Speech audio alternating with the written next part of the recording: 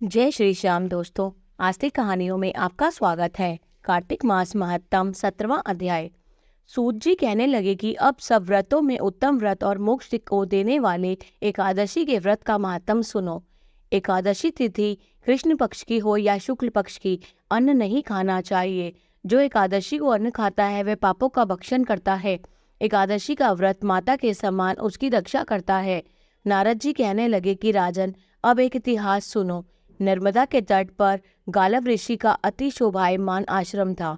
गालव का भद्रशील नाम का एक पुत्र था जो विष्णु का परम भक्त था। वह बालकों के साथ भगवान की मूर्ति बनाकर पूजन किया करता था।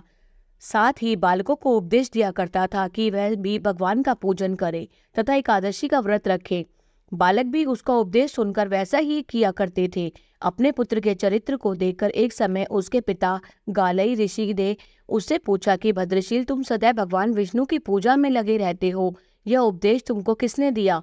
यह बात सुनकर भद्रशील कहने लगा कि हे पिताजी, मैं आपको अपने पूर्व जन्म का वृतांत सुनाता हूँ। पहले जन्म में मेरा जन्म चंद्रवंश में हुआ था। कर्म कीर्ति मेरा नाम था। दत्तात्रेय जी से मैंने शिक्षा दीक्षा ग्रहण की। मैंने 1000 वर्ष तक राज्य किया। उस काल में मैंने अनेक धर्म तथा पाप के कर्म भी किए, परंतु देववश मैं बुरी संगत में पड़ गया और वेद मार्ग छोड़कर पाखंड मार्ग पर चल पड़ा। मेरे इन आचरणों को देखकर प्रजा भी पाप के कर्म करने लगी। इस प्रकार धर्मशास्त्रों के कथनानुसार प्रजा के पाप का छठा भाग मुझको भी मिलने लगा। एक दिन हम शिकार खेलने के लिए वन में गए। अतः सारे दिन भूखे और प्यासे ही रहे। खाने को कुछ नहीं मिला। घूमते फिरते हम मार्ग भी भूल गए और शाम को नर्मदा नदी के किनारे भी पर पहुंच गए। उस दिन एकादशी का व्रत होने के कारण वहां पर एकत्रित अनेक वैष्णव भगवान का कीर्तन कर रहे थे। मैं भी भूखा प्यासा रहकर रात भर वहीं पर पड़ा रहा, मगर प्रातःकाल होते ही भूख प्यास से दुखी हो मेरे प्राण निकल गए। उसी समय यमराज के दूत मुझको पापी समझकर मारते पीटते यमराज के पास ले गए। यमराज ने चित्रगुप्त से मेरे सब पाप और पुण्य का लेखा मांगा।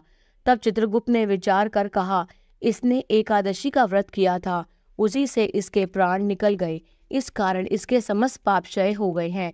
यह सुनकर यमराज तत्काल अपने सिंहासन से उठकर खड़े हो गए और हाथ जोड़कर मुझसे बोले कि क्षमा करना, हमसे भूल हो गई। साथ ही मुझको नमस्कार भी किया। फिर अपने दूतों को धमकाकर कहने लगे कि जो मनुष्य भगवान के नामों का जाप करता हो उसका कभी हमारे पास मत लाओ। जिसने अनजाने में भी एकादशी का व्रत किया हो उसको हमारे पास आने की आवश्यकता नहीं पड़ती। इसके बाद यमराज ने मेरा पूजन किया और फिर मुझे सुंदर विमान में बैठाकर विष्णु लोक को भेज दिया।